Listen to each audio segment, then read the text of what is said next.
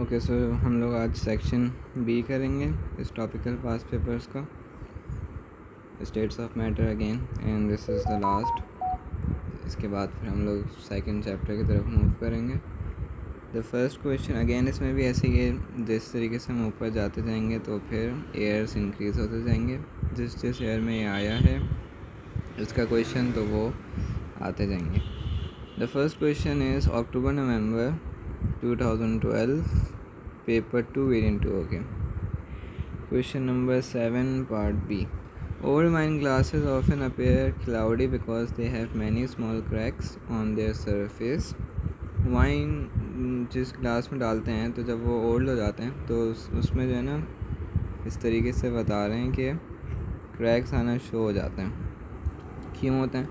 The cracks are caused by differences in the rate of diffusion of sodium ions and hydrogen ions in the glass. Glass में जो hydrogen और sodium ions हैं उन दोनों की different rate of diffusion की वजह से ये क्रैक्स आते हैं।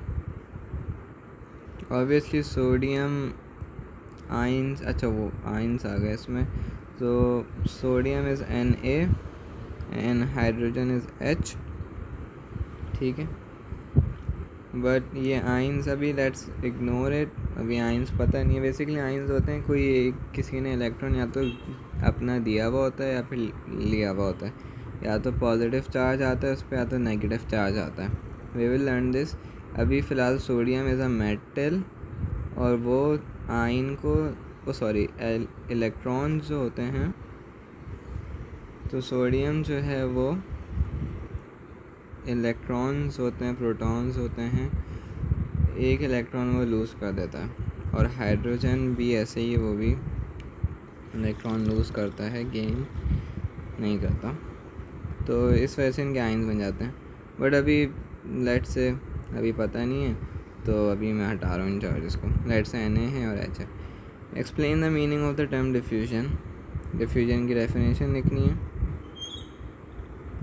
Net movement of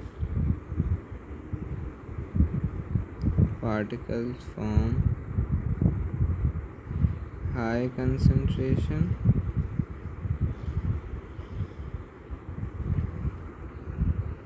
to lower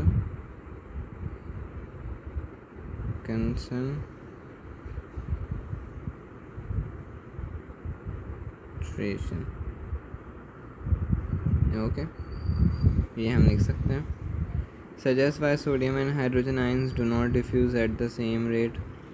हाँ, भले से आइंस हैं ये लोग, लेकिन आइन हो, मॉलिक्यूल हो, जो भी हो, वो उसका रीज़न डिफ्यूजन सेम नहीं होने का यही होता है कि डिफरेंट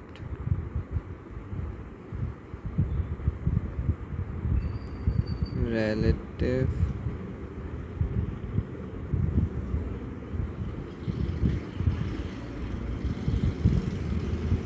अब क्योंकि आइंस है ना ये लोग, ये आइन है, तो हम लोग मॉलिक्यूलर नहीं लिखेंगे, डिफरेंट रिलेटिव मासेस लिख देंगे, या मास की जगह साइज़ भी लिख सकते हैं।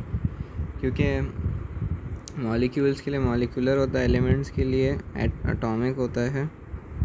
दैट्स वाई हम लोग उनके लिए ये टर्म यूज़ करते हैं। इट इज़ बेटर कि इसको भी हटा दें, डिफरेंट मासेस एंड साइजेस लिख दें। The relative atomic mass is for elements और रिलेटिव मॉलिक्यूलर मास कंपाउंड्स और मॉलिक्यूल्स के लिए होता है। आइंस के लिए हम लोग ये लिख लेते हैं, ठीक है। आप बता भी सकते हैं कि सोडियम ज़्यादा होगा डिफ्यूज़ या हाइड्रोजन, बट उसकी नीड नहीं है। हाइड्रोजन का जो है वो 1 होता है एंड सोडियम का 23 होता है। तो हाइड्रोजन जो है वो लाइटर है, तो हाइड्रोजन जल्दी डिफ्यूज़ होगा, ठीक है।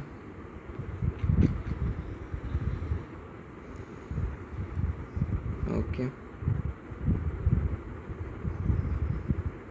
Question number 2, May June 17 paper 2 variant 1 question 9. A mixture of neon, argon, krypton, xenon can also be separated by diffusion explain why, क्यों? अगर मैं इन सारी गैसेस को एक सिलेंडर में बंद कर दूँ, ठीक है, और उस सिलेंडर का मैं कैप खोल दूँ या वेल्व खोल दूँ या ऊपर का टॉप खोल दूँ, तो ऑब्वियसली जिसका MR सबसे कम होगा वो सबसे पहले निकल जाएगी, और फिर उसके बाद आहिस्ता आहिस्ता ये सारी गैसेस डिफ्यूज़ होना स्टार्ट करेंगी एक टाइम पे, लेकिन जिसका सबसे कम होगा वो सबसे पहले हो जाएगी। और अगर मैं लेट्स से मेरे पास एक सिलेंडर है और मैंने इसका जो टॉप है उसको ओपन कर दिया, और इस टॉप पे मैंने लेट्स से एक और वो लगा दिया, लेट्स से मैंने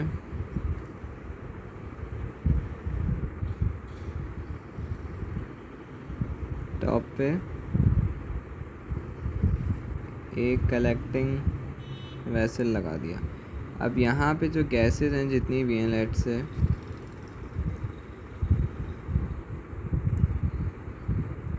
तो होगा क्या कि जिसका डिफ्यूज़न रेट सबसे ज़्यादा होगा, जिसका MR सबसे कम होगा, वो पहले यहाँ पे आ जाएगी एज़ कम्पेयर टू वो जो पहले आहिस्ता आहिस्ता पहले यहाँ पे आना शुरू करेंगी। तब तक लेट्स से क्रिप्टॉन आ गई है पूरी, मैंने क्रिप्टॉन को कलेक्ट करके उसको हटा दिया, फिर दूसरा रखा, तीसरा रखा। ये तो बहुत सिंपल सा सेटअप है। खैर इसके और इंक्रीज़ कर सकते हैं हम लोग लेंथ, ताकि वो आराम से ट्रैवल करके ऊपर आए, लेकिन जिसका लाइटर होगा वो जल्दी से आ जाएगी, हम लोग इसको कलेक्ट कर लेंगे जल्दी, फिर दूसरी को कर लेंगे, फिर थर्ड को एंड फोर्थ को एंड सो ऑन। तो difference of MR, different relative. अब क्योंकि ये ज़ीनॉन जो है, क्रिप्टॉन, आर्गन, नियॉन, ये सारी नोबल गैसेस हैं, मतलब ये सारे एलिमेंट्स हैं, ये ना आइंस हैं ना मॉलिक्यूल हैं, तो इनके रिलेटिव एटॉमिक मास होता है। तो काइंडली एटॉमिक मास होता तो मास ही है ना, अब एटम्स होते हैं एलिमेंट्स में, तो इस वजह से हम लोग रिलेटिव एटॉमिक लिख देते हैं। और उसमें भी relative molecular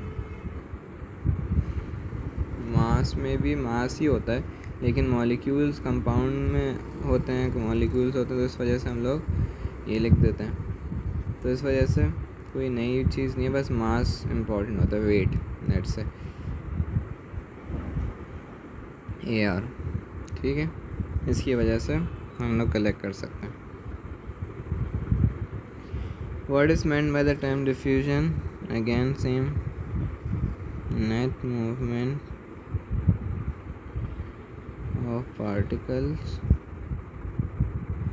from higher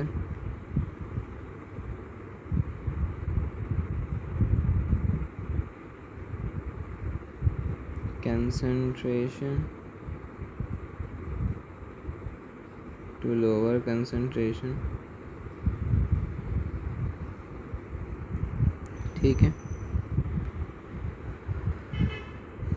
Explain why propane diffuses faster at 100 degree than at 60 degree. Why? At 100 degree क्या होता है कि टेम्परेचर ज़्यादा है, हीट प्रोपेन ने गेन की, काइनेटिक एनर्जी बढ़ गई, kinetic energy of propane is greater, ठीक है, जिसकी वजह से पार्टिकल्स जो हैं ऑफ प्रोपेन मूव फास्टर। ये आंसर हो गया। ये भी लिख सकते हैं कि 60 डिग्री पे काइनेटिक एनर्जी कम होती है तो स्लो मूव करते हैं एट 100 डिग्री से, लेकिन बेहतर ये कि डिफ्यूज़ फास्टर का पूछा हुआ है तो वही लिखता है। Explain why diffusion could be use to separate a mixture of methane and propane. अब यही सवाल उसने पहले भी पूछा था यहाँ पे, but it was of 1 mark, लेकिन यहाँ पे उसने यही सवाल सेम वही पूछा है कि डिफ्यूजन का यूज़ करते हैं हम सेपरेट कैसे कर सकते हैं मीथेन और प्रोपेन को, लेकिन ये 2 मार्क्स का है। तो अब क्योंकि एक एडिशनल मार्क हमें गेन करना है, तो हम लोग मीथेन एंड प्रोपेन का MR निकाल के लिख देंगे, या कंपेयर करके बता देंगे कि पहले कौन डिफ्यूज़ होगा, ठीक है। सबसे पहले तो ये लिखेंगे कि डिफरेंट रिलेटिव, अब क्योंकि प्रोपेन और ये मॉलिक्यूल्स होते हैं तो मॉलिक्यूलर मास लिख रहे हैं mr। बस आइंस के लिए रिमेंबर, जो आइंस होते हैं उनके लिए रिमेंबर आप डिफरेंट मासेस डिफरेंट साइजेस लिखें। बाकी मॉलिक्यूल्स और कंपाउंड्स जो होते हैं उनके लिए mr लिख दो। और जो वो होते हैं जो लेट्स से एलिमेंट्स होते हैं ये, इनके लिए आप रिलेटिव एटॉमिक लिखें। लेकिन अगर यहाँ पे मॉलिक्यूलर मास भी लिख दिया तो कोई मसला नहीं है, मार्क्स जो हैं वो आपको मिल जाएंगे स्टिल। बट आइंस के और उसका कंफ्यूज नहीं करेगा, आइंस के लिए डिफरेंट साइजेस मासेस और बाकी सब के लिए mr लिख सकते हैं। बट इट इज़ बेस्ट के एलिमेंट को तो आप अभी डोंट वरी, अभी टेंशन लेने की ज़रूरत नहीं है, बाद में पता चल जाएगा तो खुद ही आप तो एटॉमिक जहाँ लिखना होगा वहाँ वो लिख देंगे, मॉलिक्यूलर जहाँ लिखना होगा वो लिख देंगे, कोई भी टेंशन लेने की बात नहीं। बस ये कॉन्सेप्ट पता है कि mr ar या ये इनमें से कुछ यूज़ होगा, वो बाद में लिख देंगे। बस आइंस के लिए वो, बाकी सब के लिए mr लिख सकते हैं। बट इट इज़ बेस्ट, और मैं बोलूँगा कि जो एलिमेंट्स हैं उनके लिए एटॉमिक ही लिखें, ठीक है। एलिमेंट्स बस ये कि अगर वो बोल दें नियोन, आर्गन, क्रिप्टॉन, एक्सिनॉन या फिर ऑक्सीजन है या फिर let's say you have sodium लिखा हुआ है उन्होंने, ये सारी चीज़ें जिस मतलब उन्होंने जिस फॉर्म में लिखा हुआ है वो फॉर्म अगर यहाँ पे है ना अवेलेबल, यहाँ पे अगर लिखी हुई है पहले से मौजूद है तो पीरियोडिक टेबल में इधर, तो फिर जैसे यहाँ पे है Mg अगर लिखा है मैग्नीशियम तो यहाँ पे तो इसके लिए एटॉमिक यहाँ पे लिखा हुआ है, एटॉमिक टर्म यूज़ कर दे। निकल लिखा हुआ है, निकल के लिए एटॉमिक, हाँ लेकिन निकल प्लस लिख दिया, निकल माइनस लिख दिया, निकल आइंस लिख दिया तो फिर डिफरेंट साइजेस या मासेस। लेकिन सिर्फ कॉपर लिखा हुआ है तो उसके लिए भी atomic, boron, carbon, nitrogen, oxygen, ये सब एटॉमिक। लेकिन नाइट्रोजन गैस लिख दिया तो nitrogen gas is not N, ठीक है, नाइट्रोजन गैस N2 होता है, तो फिर उसके लिए आप मॉलिक्यूल लिखेंगे, क्योंकि यहाँ इसमें दो ये जो इस तरीके से होता है, खैर उसमें फिर मॉलिक्यूल्स हो जाते हैं क्योंकि दो जो आपके ये हैं एलिमेंट्स, अभी लेट्स से एटम्स के एलिमेंट उसको कंबाइन होकर मॉलिक्यूल बना लेते हैं in simpler term. Just remember gases के लिए सारी गैसेस मॉलिक्यूल्स होती हैं, मॉलिक्यूलर फॉर्म में होती हैं, और बाकी अगर ऐसे ही लिखा हुआ तो उसमें एटॉमिक लिखना। अब ये मीथेन, प्रोपेन है, मीथेन इज CH4, प्रोपेन ये भी आप लोग देख लेंगे ऑर्गेनिक केमिस्ट्री में, there is no need to worry. C3H8 होता है, राइट। तो ऑब्वियसली अब इसमें एक कार्बन है, 12 + 4 × 1, ये कितना हो जाएगा, 12 + 4 × 1 16, और इसमें 3 कार्बन है तो 12 एक कार्बन का 3 है तो 3 से मल्टीप्लाई 8, हाइड्रोजन का 1 है 8 से मल्टीप्लाई बिकॉज 8 है, तो ये कितना हो गया, दिस विल बिकम 3 12 36 में 8 ऐड करें तो 44, राइट। तो कौन सा कम है, methane has lower mr 16 so it will diffuse quickly। Other way around भी देख सकते हैं, propane has 44 mr so it will diffuse slowly। Ethanol is a gas at 100 degree. Describe the changes in the arrangement and movement of molecules when ethanol is cooled from 100 to 25। ethanol एक gas है, ठीक है, 100 पे gases free to move होती हैं, disorder होती हैं, intermolecular forces बहुत कम होती हैं, उनमें होती ही नहीं है। और उसको जब कूल कर रहे हैं, एनर्जी जब उसमें से निकाल रहे हैं तो होगा क्या कि particles lose kinetic energy and will come closer. Intermolecular forces starts to build up. ठीक है, क्लोज आ जाएंगे, इंटरमॉलिक्यूलर फोर्सेस बढ़ना शुरू हो जाएंगे, सॉरी बिल्डअप होना शुरू हो जाएंगी, ऐसे इंक्रीज होना शुरू हो जाएंगी, और arrangement will change from disorder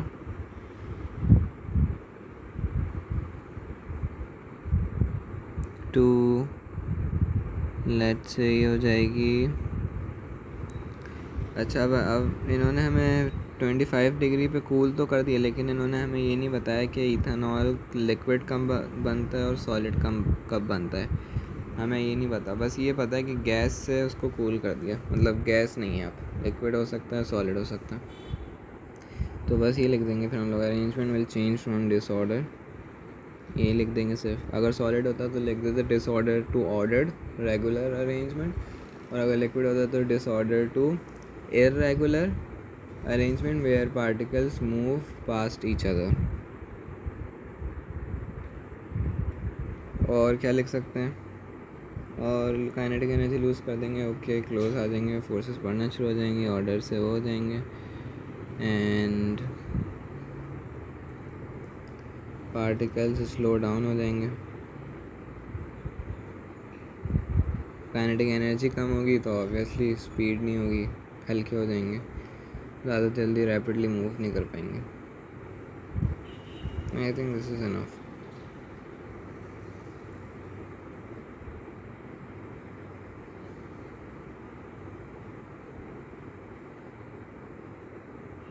So yes, question number,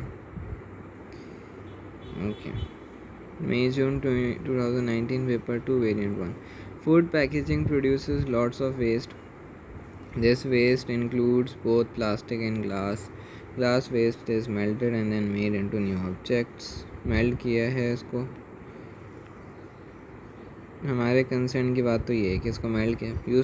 use the kinetic particle theory to describe the changes in movement and arrangement of the particles when a liquid becomes solid, sorry when a solid becomes liquid.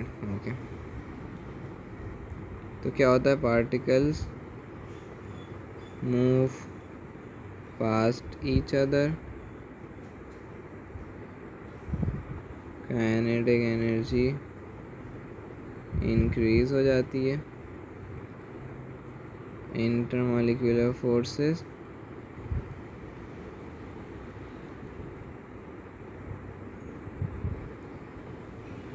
Week हो जाती हैं as compare to solids, solid से compare करने में कम हो जाती हैं, और मूव पास्ट ईच अदर होते हैं, और काइनेटिक एनर्जी इंक्रीज हो जाती है। Ordered regular, let me remove these gas particles, ordered regular pattern से pattern to irregular random arrangement. Random होते हैं, सॉलिड्स में तो वाइब्रेट कर रहे होते हैं, लेकिन इसमें रैंडमली एक दूसरे के अबाउट जो है वो मूव कर सकते हैं, लेकिन move past each other, like ये इधर आ जाएगा, ये इधर आ सकता है, ठीक है। क्योंकि अब लेट्स से आपके पास एक कप ऑफ वाटर है, उसके अंदर आप स्पून रखें, स्पून को जैसे ही आप डिप करेंगे स्पून को आप मूव कर सकते हैं ना, ऐसा तो नहीं है कि स्पून को आप मूव कर रहे हो एक प्लेस में रुक गया, वो आराम से मूव हो सकता है, क्योंकि पार्टिकल्स आराम से एक दूसरे के ऊपर साइड इधर उधर जा रहे होते हैं।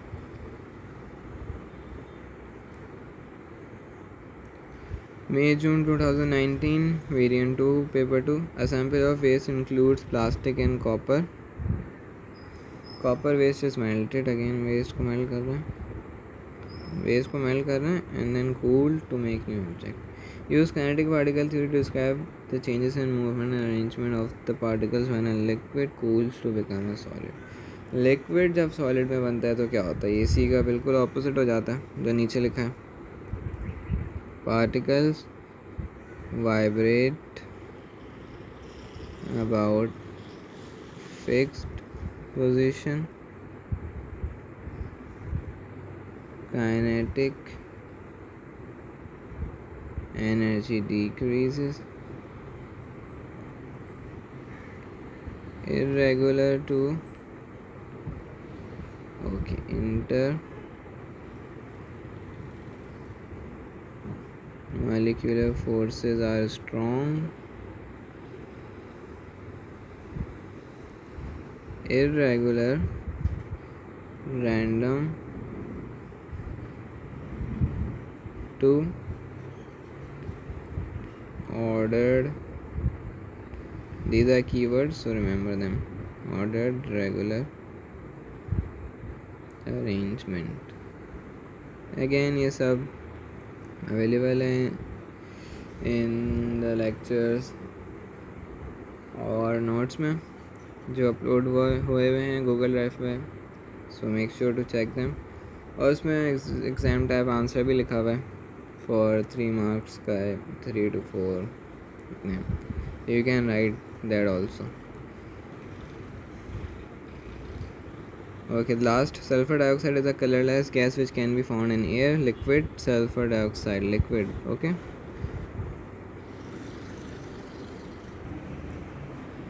When the cylinder is opened, the liquid quickly changes into a gas. Okay, यहाँ पे state change हो रहा है. स्टेट चेंज में टेम्परेचर कांस्टेंट रहता है.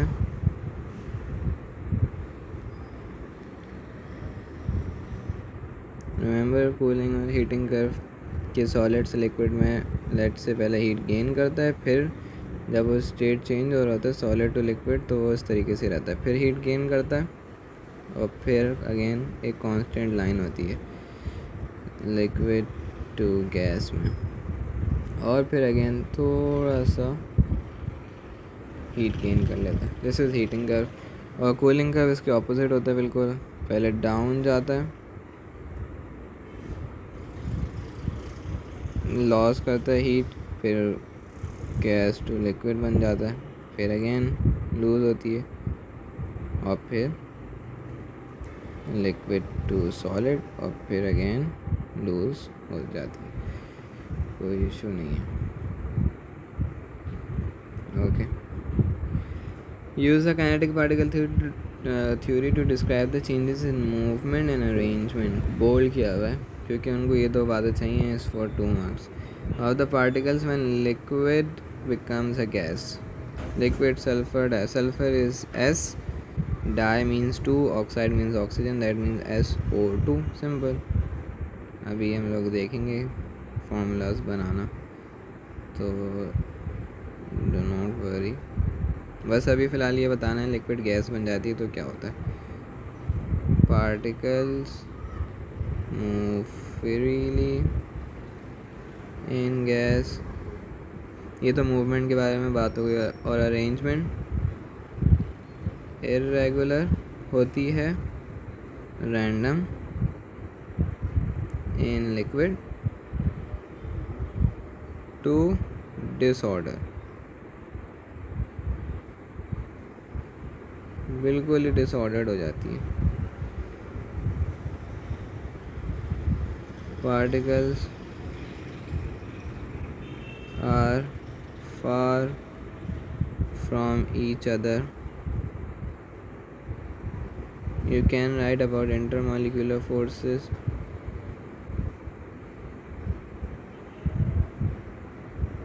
Are very weak. बहुत वीक होती हैं. काइनेटिक एनर्जी का भी लिख सकते हैं, but I think it is enough for 2 marks. ठीक है. हाँ, बेहतर है कि 3 to 4 बात या 2-3 बात एक्स्ट्रा ही लिखें. It is a good practice. Kinetic energy increases and we are done with this. Again 20 onwards हम लोग एयरली में करेंगे. इंशाल्लाह we will start next chapter, atoms, compounds and elements. Atoms, elements and compounds lectures. फिर उसके भी past papers करेंगे. Till then, stay safe and thanks.